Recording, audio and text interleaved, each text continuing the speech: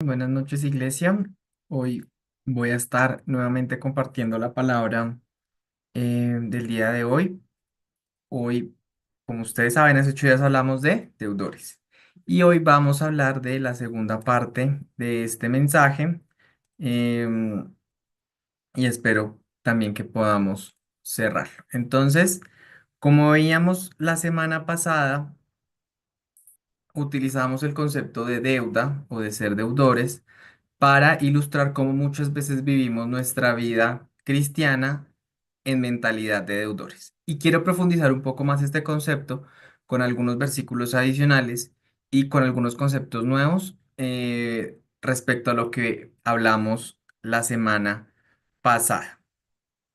Y quería darles un poco más de contexto de lo que hemos leído en estos días también de Levítico que nos ayuda a entender por qué este tema era muy relevante para el pueblo judío, porque Jesús lo usa para explicar tantas cosas y porque muchas veces nosotros seguimos en esa mentalidad de deudores que no nos permite tener esa visión de hijos de Dios que habíamos hablado también la semana pasada. Así que lo invito a que hoy me acompañe quizás un par de versículos. Vamos a Levítico 25 para que por favor me pueda acompañar. Solamente lo voy a invitar a que me acompañe a dos pasajes. em, pero me parece relevante que lo pueda usted tener presente. Usualmente leer Levítico no es fácil, no es sencillo. Sin embargo, cuando empezamos a encontrar cómo muchas de las parábolas empiezan a tener sentido por la forma cultural en la que el pueblo de Israel se había formado, por toda su historia y por todo lo que pasaba en el Antiguo Testamento, creo que a veces no valoramos lo suficiente estos libros y no siempre les encontramos toda la riqueza y todo el poder que el Señor también ha puesto en estos libros para enseñarnos. Entonces creo que ya usted ha podido encontrar Levítico capítulo 25. Vamos a leer el versículo 39 y 40 que nos habla de las razones por las cuales también el pueblo de Israel se endeudaba. Y dice de la siguiente manera, y cuando tu hermano empobreciere, estando contigo, y se vendiere a ti, no le harás servir como esclavo. Como criado, como extranjero estará contigo, hasta el año del jubileo te servirá. Entonces, en Israel, ¿qué pasaba cuando una persona empobrecía y cuando necesitaba de alguna manera dinero para suplir sus necesidades?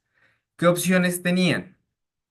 Tenían opción número uno, vender su heredad, la posesión que el Señor les había dado. Ellos podían venderla a otra persona, su tierra, sus casas. Opción número dos, podrían venderse a sí mismos a otra persona del pueblo de Israel o a un extranjero que habitara con ellos y fuera prosperado.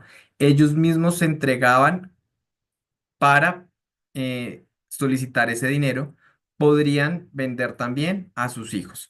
¿Y en ese vender a qué se referían? Cuando las familias no tenían cómo subsistir, pues claramente tenían que, como dice uno, echar mano de lo que tuvieran, bien fueran sus tierras, bien fueran sus casas o muchas veces sus hijos e incluso ellos mismos. ¿Cómo funciona esta deuda que ellos adquieren cuando ellos, digamos que de alguna manera, se endeudan de una manera muy importante? Ellos pagan esa deuda siendo siervos, es decir, yo me vendo de alguna manera, me entrego y va a ser siervo tuyo determinada cantidad de años. Y en esa cantidad de años yo voy a prestar un servicio para ti y no voy a cobrar el mismo salario que cobra un siervo o un jornalero normal, sino que yo pertenezco a ti a causa de la deuda que adquirí.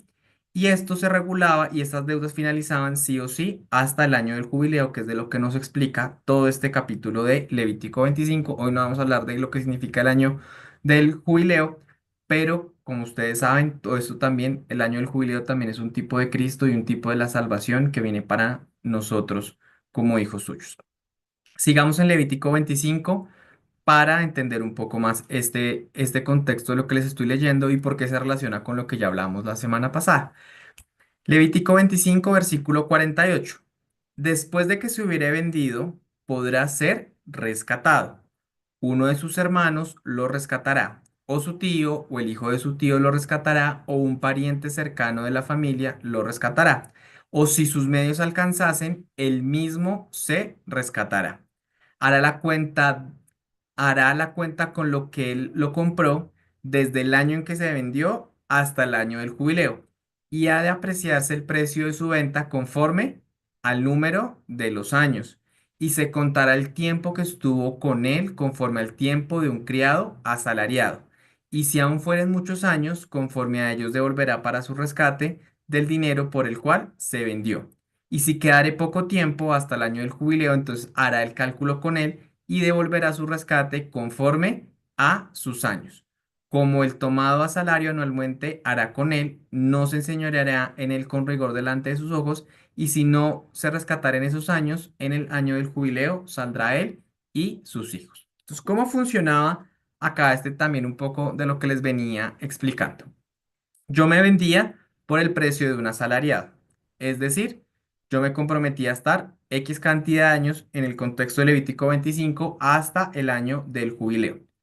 Pero como yo, en este caso ellos eran israelitas, tenían la posibilidad de salir de ese proceso de servidumbre.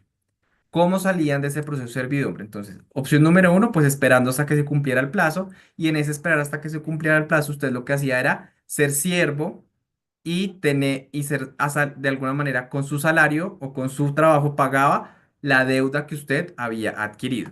Esa era la opción uno, esperar hasta el año del jubileo. Opción dos, que un familiar cercano suyo usara la opción de rescate y pagara esa deuda por usted. ¿Cómo se tasaba la deuda que usted había adquirido? Le descontaban los años que ya había pagado con trabajo y tenía que pagar con dinero el tiempo que le faltara hasta el año del jubileo.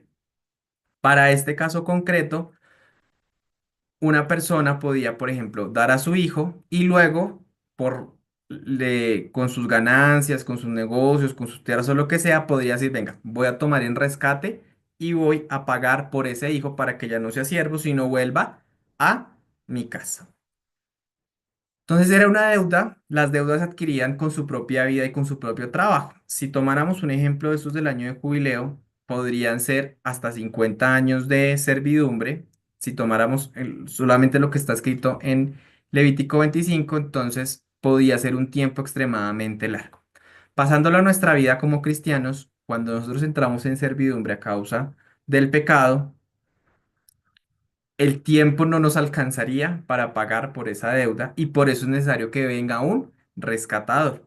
El rescatador podía ser un miembro de la familia y tenía que ser el miembro de la familia más cercano posible, el que podía ejercer el derecho del rescate. No podía ser cualquier persona que sea, yo tengo ganas de rescatar por esta persona, porque como lo veíamos la vez pasada y en este caso también aplica, el rescate estaba más ligado a una vinculación o una obligación moral o de relación familiar que a otra deuda que la persona estuviera adquiriendo. Si yo rescataba a alguien, esa persona no me debía nada a mí, yo simplemente lo había rescatado por ese vínculo familiar o ese amor o esa relación de familia que teníamos. Y era un tema muy delicado porque en el momento en que usted empezaba a desposeerse de lo que usted tenía, se volvía complicada aún su subsistencia. Y llegué a todos estos pasajes a raíz de lo que vemos en Nehemías capítulo 5. ¿Qué dice Nehemías capítulo 5? Entonces hubo un gran clamor del pueblo y de sus mujeres contra sus hermanos judíos. Había quien decía, nosotros, nuestros hijos y nuestras hijas somos muchos. Por tanto hemos pedido prestado grano para comer y vivir. Y habían quienes decían, hemos empeñado nuestras tierras, nuestras viñas y nuestras casas para comprar grano a causa del hambre. Y había quienes decían, hemos tomado prestado dinero para el tributo del rey sobre nuestras tierras y viñas. Ahora bien, nuestra carne es como la carne de nuestros hermanos, nuestros hijos como sus hijos, y he aquí que nosotros dimos nuestros hijos y nuestras hijas a servidumbre, y algunas de nuestras hijas lo están ya, y no tenemos posibilidad de rescatarlas porque nuestras tierras y nuestras viñas son de otros.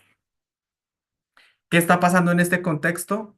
Muchas personas que llegaron después de la deportación, estaban en la tierra de Israel em, y no tenían cómo alimentarse, no tenían ni siquiera cómo pagar los impuestos y el tributo al rey, que en ese caso seguían siendo tributarios a Asiria en ese caso, y tuvieron que pedir prestado. Como aprendimos en Levítico 25, esa ley no solamente se inventó, sino que efectivamente se aplicaba y era costumbre. ¿Y qué dice ahí? Primero empeñamos la casa, luego empeñamos las tierras y luego terminamos empeñando a nuestros hijos. Ahora, ellos no se empeñaron a sí mismos, pero dice, como empeñé la tierra, como empeñé las viñas, como empeñé toda mi casa, así yo quisiera ejercer la opción de rescate, pues claro, yo amo a mis hijos, yo no quiero que queden en servidumbre 5, 7, 10, 20, 30, 40, 50 años y por eso dicen, venga, ya nuestra carne es como si fuera de ustedes porque a servidumbre estamos condenados porque ya no tenemos qué más empeñar, ya no tenemos qué más ofrecer, no tengo sobre qué más endeudarme y además, endeudé hasta a mis hijos, los entregué hasta a mis hijos y en este momento no tengo tampoco cómo rescatarlos porque no tengo dinero para ello. Entonces, quiero que entendamos el contexto y por qué era tan importante el tema de las deudas en el contexto del Nuevo Testamento, porque en la práctica usted podía quedar tan endeudado que su misma vida era el pago por esa deuda. Toda su vida podía usted estar dedicado a pagar una deuda que usted hubiese adquirido. Y la semana pasada hablábamos un poco de es que ese rescate y ese rescatador, en nuestro caso, es Jesucristo, y Jesucristo es la figura del rescatador para nosotros. Él tuvo que hacerse hombre porque tenía que hacerse lo más cercano a nosotros para podernos rescatar y pagar el precio de ese pecado y de la esclavitud por la cual habíamos sido hechos deudores de la carne y hechos deudores del pecado. Pero cuando Jesús nos rescató, Él no nos estaba cobrando ni nos está cobrando esa deuda por el pecado. Eso lo vimos la semana pasada. Él nos hizo libres y no nos hizo una nueva cuenta de cobro. Y muchas veces vivimos en esa cuenta de cobro. Y retomábamos, y quiero retomar el pasaje de la parábola del hijo pródigo, simplemente para contarles qué fue lo que vimos en 2 minutos y luego ya voy al punto al que quiero llegar el día de hoy. Entonces decía en Lucas, no anoté qué Lucas era, Lucas 15. La vez pasada dije Lucas 15 18 y voy a volver a leer Lucas 15 18 muy rápido para refrescar y si me puede acompañar a Lucas capítulo 15 se lo agradezco porque los demás versículos que vamos a leer hoy están en Lucas y es el último versículo al que quiero que me acompañe en esta noche. Dice Lucas 15, 18, hace 8 días contamos el contexto, no lo voy a volver a repetir, simplemente vamos a leer desde donde estamos. Me levantaré e iré a mi padre y le diré, Padre, he pecado contra el cielo y contra ti, ya no soy digno de ser llamado tu hijo, hazme como a uno de tus jornaleros. Y levantándose vino a su padre y cuando aún estaba lejos, lo vio su padre y fue movido a misericordia y corrió y se echó sobre su cuello y le besó. Y el hijo le dijo, Padre, he pecado contra el cielo y contra ti, ya no soy digno de ser llamado tu hijo. Pero el padre dijo a sus siervos, sacad el mejor vestido y vestidle y poned un anillo en su mano y calzado en sus pies. Y traed el becerro gordo y matadlo y comamos y hagamos fiesta, porque este mi hijo era muerto y ha revivido, se había perdido y es hallado, y comenzaron a regocijarse. Y hablábamos la semana pasada que ese hazme como uno de tus jornaleros era la forma que el hijo también conocía de decir, venga, yo quedé casi que endeudado por el tema, aunque me gasté mi herencia, no tengo cómo subsistir y para subsistir necesito trabajar como jornalero, no merezco, soy deudor, debo pagar. Pero el padre por la misericordia y por la gracia dijo, voy a sacar el mejor vestido, le voy a vestir y voy a restaurarlo en su posición como hijo. Y eso ya lo vimos la semana pasada. Vamos a irnos al versículo 25, que es donde quedamos en esta ocasión. Y dice, y su hijo mayor estaba en el campo, y cuando vino y llegó cerca de la casa, oyó la música y las danzas, y llamando a uno de los criados le preguntó qué era aquello. El criado le dijo, tu hermano ha venido y tu padre ha hecho matar el becerro gordo por haberle recibido bueno y sano. Entonces, ¿qué hizo el hijo mayor? Entonces se enojó y no quería entrar. Salió por tanto su padre y le rogaba que entrase. Mas él, respondiendo, dijo al padre, He aquí, tantos años te sirvo, no habiendo desobedecido jamás, y nunca me has dado ni un cabrito para gozarme con mis amigos. Pero cuando vino este tu hijo, que ha consumido tus bienes con rameras, has hecho matar para él el becerro gordo. Él entonces le dijo, Hijo, tú siempre estás conmigo y todas mis cosas son tuyas, mas será necesario hacer fiesta y regocijarnos porque este tu hermano era muerto y ha revivido, se había perdido y es allá. Quiero que veamos y nos ubiquemos ahora como hijos de Dios en la posición de el hijo mayor. Hemos estado, dice en el versículo 25, y su hijo mayor estaba en el campo. En la nueva traducción viviente dice que venía de trabajar en el campo, es decir, estaba ejerciendo una labor como hijo y estaba trabajando fuertemente. Y cuando él iba caminando, iba llegando de su trabajo en el campo, seguramente estaba cansado de lo que estaba haciendo. A lo lejos, cuando iba llegando a la casa, dijo, venga, ya hay como música, ya hay como fiesta, ya hay como algo y a mí como que no me habían contado y preguntó, venga, ¿qué es lo que está pasando en esta situación? Y cuando le contaron lo que había pasado, que el papá había hecho matar el becerro más gordo, porque además el becerro más gordo es el becerro más costoso, es el becerro que al que más ha cuidado, que solamente se mata para ocasiones especiales, o es el que usted sale a vender por el precio más alto después de que usted lo ha cuidado un montón de tiempo.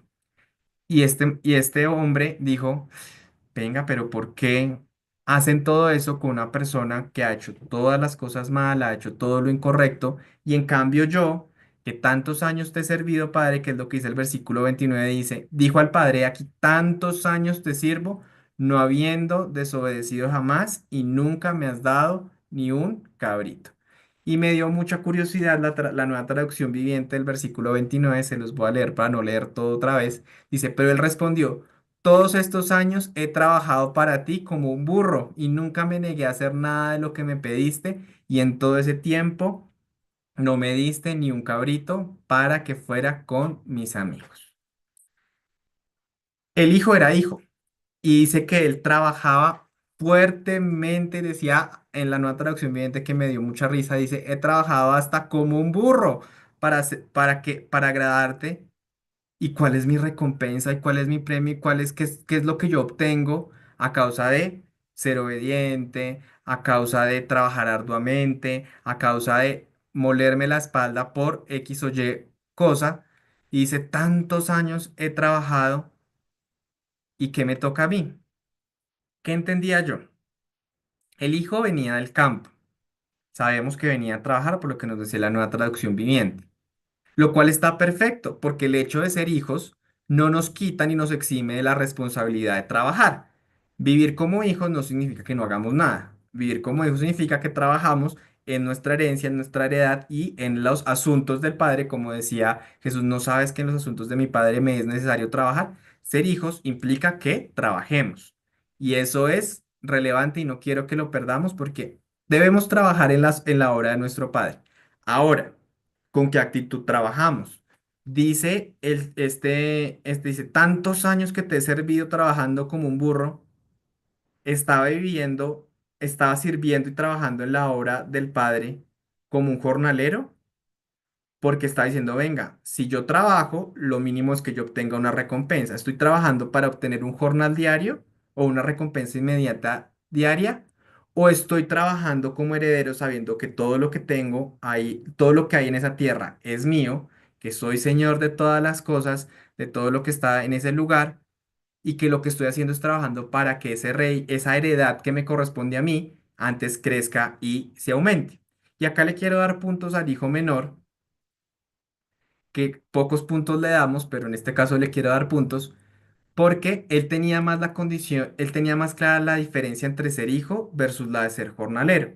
Porque cuando él entró en razón dijo, ya no soy digno de ser llamado tu hijo", y aunque él sabía que como hijo debía trabajar en la herencia que le correspondía, él dijo, no, yo no voy a llegar allá a trabajar como hijo, sino va a llegar a trabajar como jornalero. Él tenía clara la diferencia entre una y otra. Y si bien dijo, venga, con todo lo que hice, por supuesto que ya no merezco nada, voy a apelar a la opción de ser un siervo. Por eso le quiero dar puntos al hijo menor, porque creo que él tenía un poco más clara la diferencia entre ser hijo y ser jornalero, cosa que el hijo mayor seguramente dijo, mi obligación es trabajar y estoy trabajando como jornalero. Entonces creo que le puede pasar al hijo mayor lo que nos dice Pablo hablándole a los Gálatas Gálatas capítulo 4 versículo 1, aplicándolo a este contexto que decía, entre tanto que el heredero es niño, en nada difiere el esclavo, aunque es señor de todo. El hijo mayor seguía trabajando como si fuera un niño o como si fuera un esclavo y no se había dado cuenta que era efectivamente señor de todo lo que había de todo lo que tenía su padre. ¿Y por qué lo sabemos? Porque el hijo menor ya había reclamado su herencia, ya se la había gastado y aunque el padre en ese caso lo perdonó y lo recibió y lo tuvo, ya no tenía más herencia que disfrutar porque la otra herencia era la del hijo mayor. Es decir, todo lo que tenía el padre en ese momento era del hijo. Y este hijo mayor se seguía comportando como un niño, aunque era señor de todo, porque le hace el reclamo al padre y le dice, venga, no me toca nada, de verdad no me toca nada. Y sabemos claramente que el hijo mayor no era un niño. ¿Y por qué sabemos que el hijo mayor no era un niño? Y ustedes lo van a deducir súper rápido, igual que yo. El hijo menor ya había reclamado la heredad. Es decir, que él era mayor que el hijo menor. Sí, eso es lógica de Coquito parte uno. Si es mayor que el menor, pues claramente tenía más años. Entonces, para reclamar la herencia ya tenía que ser un adulto. ¿Sí? Entonces, el hijo menor era un adulto, por lo tanto, reclamó su herencia. Y además, qué más hizo el hijo menor que nos dice el Ávila? Se lo gastó con rameras. Un niño no se va a gastar la herencia con rameras. Entonces, sabemos que el hijo mayor necesariamente era un hombre adulto, era un hombre que trabajaba en el campo, era un hombre el que tenía derecho a reclamar de alguna manera su herencia, a pedirla por anticipado, pero no se había dado cuenta que ya era adulto, que ya había crecido, que ya no estaba bajo tutores y que era señor de todo lo que tenía su padre. Se le olvidó todo eso y se enfocó en la injusticia que él creyó que se había cometido hacia él, porque él era el que tenía derecho a tener las cosas. Quiero que hagamos una reflexión y miremos nuestra actitud como hijos de Dios. Este señor, hijo mayor, era dueño de todo lo que tenía el padre. Es decir, incluso era dueño del becerro gordo. ¿Y en qué se preocupó este hijo? Venga, ni un cabrito para gastarme con mis amigos. O sea, el hermano se le va, se le pierde, no saben si está vivo o está muerto. Y él, como un niño un poquito caprichoso, dice, ¿y a mí por qué no me toca algo también para divertirme y pasarla chévere? Y el padre le dice, ven, pero es que todo lo que está acá es tuyo y a causa de tu obediencia, a causa de tu servicio, a causa del trabajo que has hecho, a causa de tu mismo esfuerzo, también has hecho que muchas de esas cosas prosperen. em, Tienes derecho a todo. Y yo no sé si como hijos de Dios muchas veces vivimos nuestra vida cristiana con la misma actitud del hijo mayor, en la que, aunque somos señores de todo, porque el Señor nos hizo herederos junto con Él, nos somos coherederos junto con Cristo, seguimos pensando como jornaleros y como esclavos, pensando que no tenemos derecho ni siquiera a lo del sustento diario. A los jornaleros se les garantizaba el sustento diario y de hecho por eso se llama la palabra jornales porque le pagaban lo de la jornada. Y cada día le iban pagando lo del sustento y nosotros somos mucho más que jornaleros en el reino de Dios. Fuimos hechos hijos y coherederos junto con Cristo, por lo cual tenemos mucha más bendición que simplemente el sustento diario. El jornalero recibe una paga diaria por su trabajo, ese es su aliciente y por eso trabaja a diario para recibir ese sustento. Pero el hijo no trabaja por un pago diario, el hijo sabe que tiene su sustento garantizado porque todo lo que está ahí es suyo. El hijo trabaja por su heredad. Y la pregunta que quiero dejarles para esta primera parte es, ¿bajo qué mentalidad estamos trabajando en el reino de Dios? ¿Estamos trabajando en el reino de Dios como jornaleros o estamos trabajando en el reino de Dios como hijos? ¿Estamos trabajando en el reino de Dios para recibir una paga diaria por el trabajo que hacemos o estamos trabajando en el reino de Dios para que su reino sea expandido, para que su reino crezca, para glorificar al Padre, para responder a ese amor inmerecido al cual nunca vamos a poder responder? Por cómo estamos trabajando en el reino de Dios. Y pregúntese si usted está trabajando en el reino de Dios como un jornalero esperando un pago diario o está trabajando en el reino de Dios como un hijo que está buscando que su heredad y su reino crezca. Dice Filipenses, dice, ¿estoy viendo las bendiciones de Dios o estoy peleando porque no me ha tocado ni un cabrito para divertirme con mis amigos? ¿Bajo qué actitud estoy viviendo las bendiciones de Dios? ¿Me doy cuenta de todas las bendiciones que el Señor ha prometido para mí? Ahora, muchas veces decimos, agradezcamos las bendiciones que el Señor nos ha dado.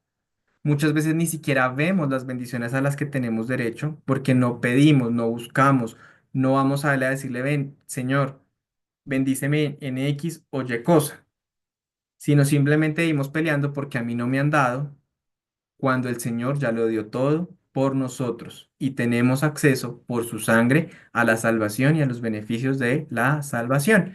Filipenses 4:19 dice, mi Dios pues suplirá todo lo que os falta conforme a sus riquezas en gloria en Cristo Jesús. El hijo mayor vivía irreprensible, obediente, trabajador, dedicado, nunca violó ninguno de los preceptos del padre, pero olvidó que todas las riquezas que eran del padre eran de él.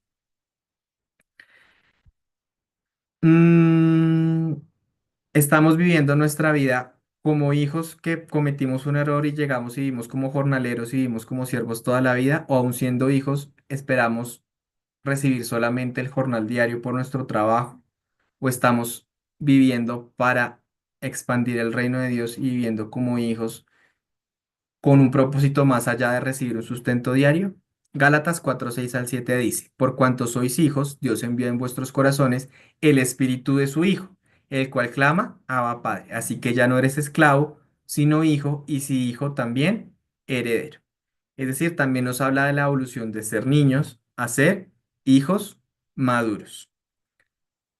¿Qué otras diferencias tenemos entre un esclavo y un hijo? Y cuando vivimos como esclavos, siempre vamos a estar pensando en qué momento dejo de ser parte del reino de Dios. Porque dice Juan 8:35, y el esclavo no queda en la casa para siempre, el hijo sí queda para siempre. Si usted es hijo de Dios, tenga la seguridad que usted va a permanecer en la casa de Dios, va a permanecer en los caminos del Señor, va a permanecer en lo que Dios quiere para usted. Si usted todo el tiempo está pensando en qué momento deja de ser salvo, pregúntese si usted tiene la convicción de hijo de Dios. Y muchas veces nos preguntamos, venga, pero ¿por qué tenemos esa mentalidad de esclavos todo el tiempo si realmente nunca hemos sido esclavos? Y eso mismo le preguntaron los fariseos a Jesús y Jesús les dijo en Juan 8:33. Le respondieron, linaje de Abraham somos y jamás hemos sido esclavos de nadie. ¿Cómo dices tú, seréis libres? Jesús le respondió, de cierto os digo que todo aquel que hace pecado, esclavo es del pecado. Y el esclavo no queda en la casa para siempre, el hijo sí queda para siempre.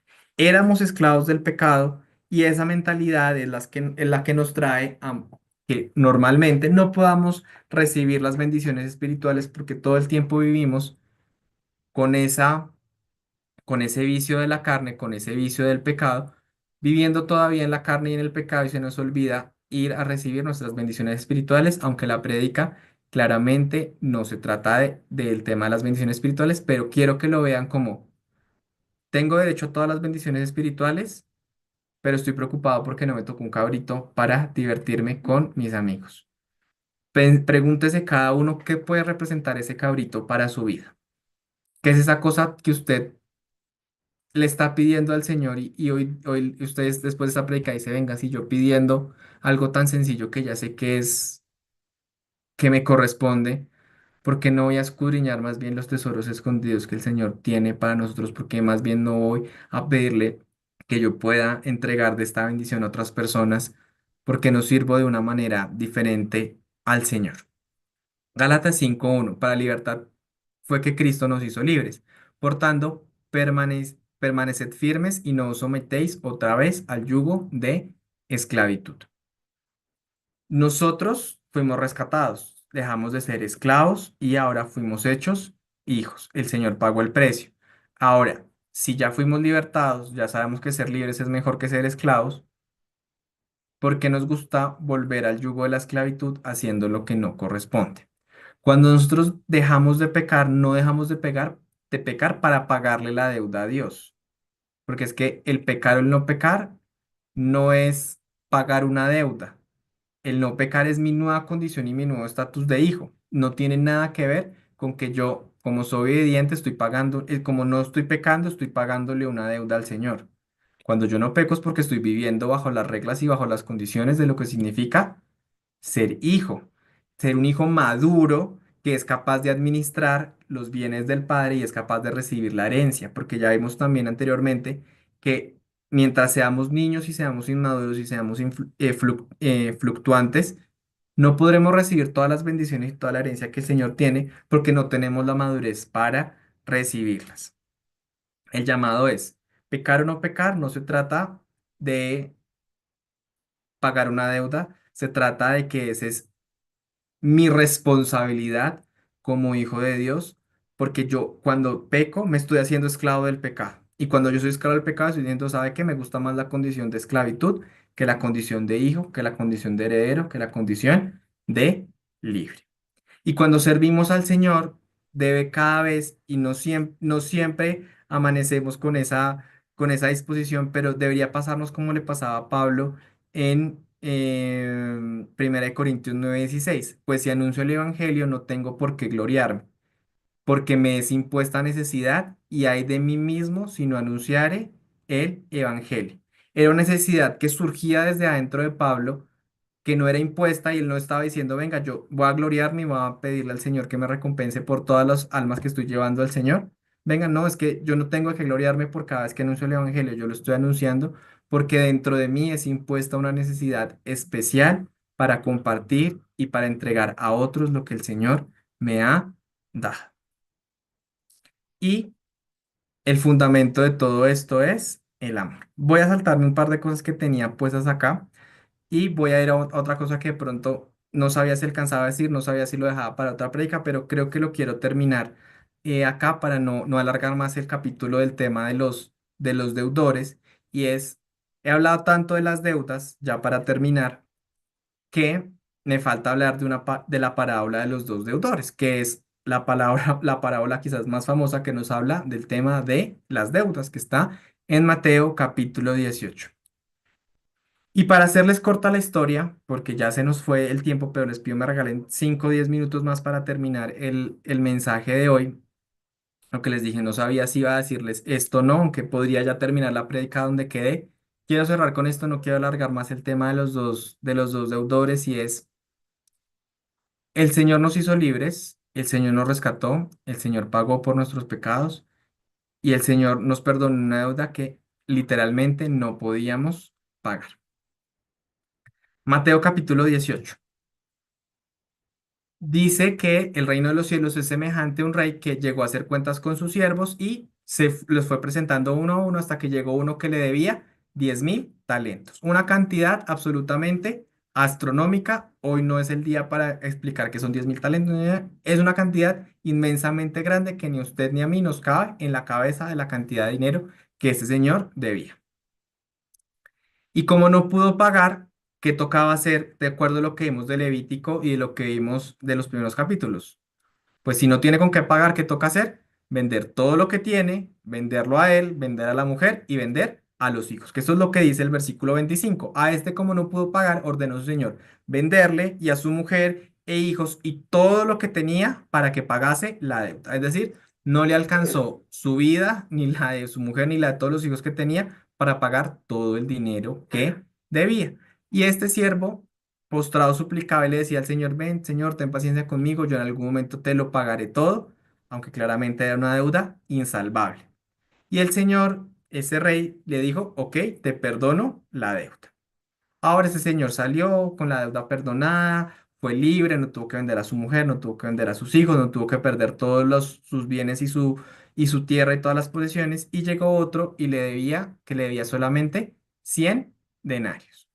En proporciones, simplemente para que usted haga la cuenta, diga, el uno debía 60 millones de dólares y el otro debía $100. A él le acaban de perdonar 60 millones de dólares y este solamente debía 100. ¿Y qué hizo este? Pues no te los perdono y no te los perdono y no te los perdono y te vas para la cárcel para que me pagues lo que tienes porque yo no te los voy a perdonar.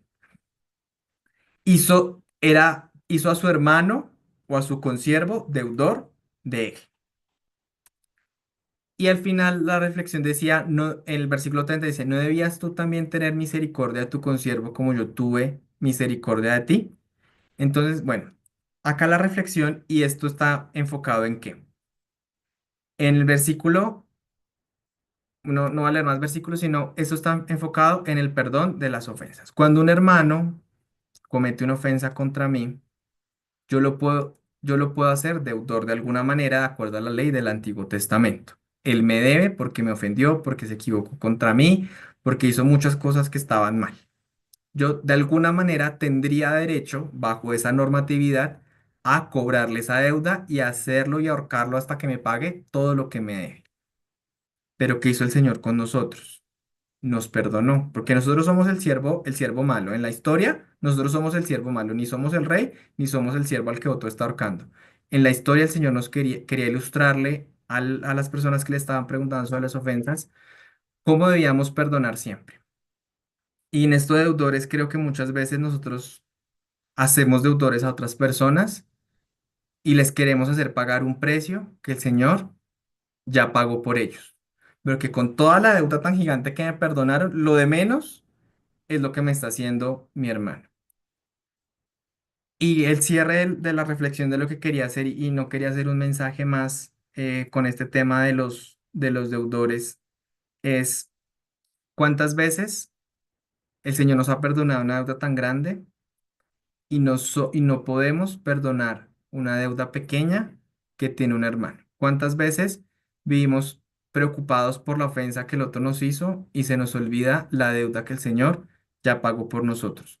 Vivimos preocupados por tener, entre comillas, un jornalero más, una persona que me esté debiendo y debiendo y debiendo y debiendo todo el tiempo cuando yo ya soy libre, ya soy heredero, no necesito de las deudas que tenga ninguna persona. Yo soy suficiente porque el Señor ha puesto en mí a su Espíritu Santo y la sangre de su Hijo para ser suficientes.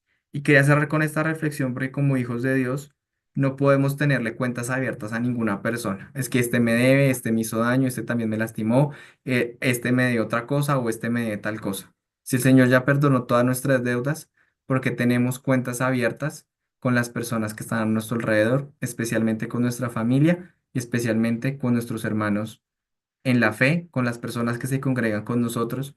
¿Qué razón tenemos nosotros para ser deudores a otros cuando el Señor nos perdona a nosotros una deuda mucho más grande de cualquier cosa que otra persona haya podido cometer contra nosotros? Tres reflexiones quiero que nos llevemos o dos reflexiones que quiero que nos llevemos.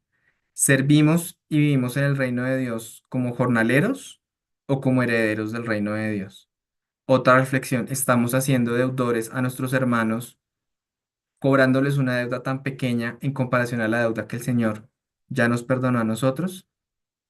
Con esto quería cerrar el tema de las deudas y los deudores. Espero no hablar prontamente de deudas nuevamente, pero sí quiero que nos quedemos con esa reflexión.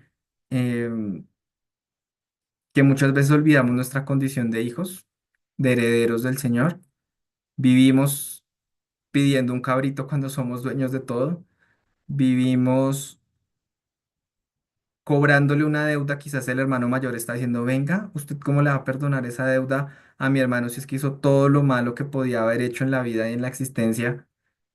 Y el hijo mayor se volvió el cobrador de una deuda que el padre nunca le abrió la cuenta de cobro al hijo menor.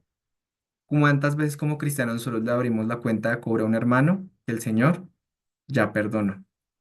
Tengamos mucho cuidado porque cuando leamos la Biblia no nos gusta identificarnos casi nunca con los personajes buenos porque usualmente nos comportamos como los personajes que buscan ejemplarizar. ¿Cuántas veces estamos cobrando deudas como quizás el hermano mayor decía, venga, yo merezco todo, el otro no merece nada, es deudor y no le perdonamos la deuda a ese que cometió el error y que vino arrepentido, por supuesto, a su padre a buscar restauración y reparación? Así que yo los invito a que en esta hora usted pueda hacer una pequeña reflexión para su vida, para sí mismo, y lo invito a que hagamos una oración también de exhortación quizás. El mensaje tenía quizás otro tono, pero al final el Señor terminó volviéndolo un mensaje de exhortación a cada uno de nosotros, así como el de 8 días era un mensaje de restauración y decirnos que no somos deudores, o el Señor nos está diciendo, si ya no eres deudor, porque trabajas como si fueras un jornalero, y si ya no eres deudor, porque haces deudor a otro hermano tuyo. Padre Celestial, te doy infinitas gracias por este tiempo, por la palabra que nos has permitido compartir el día de hoy, Señor. Permite, Señor, que así, Señor, como tú me la entregaste con amor a mí, Señor, que yo la haya entregado con amor, Dios, y que mis hermanos la reciban, Señor, también en amor, Dios. Tú nos quieres recordar siempre que somos tus hijos. Tú nos quieres recordar siempre que nos amas. Tú nos quieres recordar siempre que no nos has dado espíritu de esclavitud para que vivamos en temor, para que vivamos en miedo, para que vivamos en angustia. Tú nos quieres recordar que tú nos das el privilegio de llamarnos Abba, Padre. Tú nos quieres recordar que nos has dado ese beneficio, que nos has hecho hijos tuyos y por eso podemos entrar, Señor, delante de tu presencia, Dios. Hoy te pido, Señor, que cualquier, Señor, cuenta abierta, Señor, que yo pueda tener hacia algún hermano poderoso, Dios, yo te la entrego delante de ti, Señor. No soy ¿quién para cobrarle a nadie, Señor, cuando tú me has perdonado todas las cosas que he hecho, Señor? Tú me trajiste de muerte a vida, Señor, y tú, Señor, levantas y me restauras y me devuelves a la condición de hijo, Señor. Y en esa condición de hijo, Señor, espero poder ver con los ojos que tuviste, Señor, a ese otro hermano que quizás había hecho las cosas como no tocaba a Dios, pero tú lo restauraste, Señor, y yo no soy quien para venir a cobrar ninguna deuda, Señor, por más de que me haya lastimado, me haya herido o haya hecho cualquier cosa contra mí, Dios. Yo, Señor, suelto, Señor, cualquier cuaderno con el que tenga abiertas deudas contra cualquier persona, Dios, y me hago libre, poderoso Dios. No quiero que brote ni en mí ni en mis hermanos ninguna raíz de amargura, Señor, que nos estorbe, Dios, para extender tu reino, Señor. Te pido también perdón, Señor, si he trabajado en tu reino como un jornalero, Señor, esperando simplemente un pago diario, Señor, y se me olvida, Dios, que me es impuesta carga, Señor, en mi mente y en mi corazón, por amor a ti, Señor, para hacer todo, Señor, lo que hay en tu reino, Señor. Ya tengo herencia, ya tengo heredad, Señor, que es el reino de los cielos, poderoso Dios. Y ese Señor es el que debemos, Señor, todos buscar, Dios. Buscar el reino de los cielos primero, poderoso Señor. Que cualquier otra cosa simplemente será una añadidura, Señor, que tú quieras darnos, Dios. Te amamos y te bendecimos, Señor, y te pedimos, Dios, que nos ayudes a entender el rol y la responsabilidad de ser hijos, Dios. Ser hijos no solamente es recibir la herencia, Dios, sino es responder, Señor, a las condiciones que hay para esa herencia, poderoso Dios. Es responder al trabajo en tu reino. Es entender que no solamente es una carga, Dios, sino es una necesidad que debe surgir en nuestros corazones, Dios. Que estamos trabajando para el reino de los cielos, que estamos trabajando en la herencia, Señor, que vamos a dejar a nuestras generaciones, Dios. No estamos trabajando en algo para recibir algo hoy, Dios. Estamos trabajando en lo eterno. Estamos trabajando en lo que no se corrompe. Estamos trabajando en lo que es espiritual.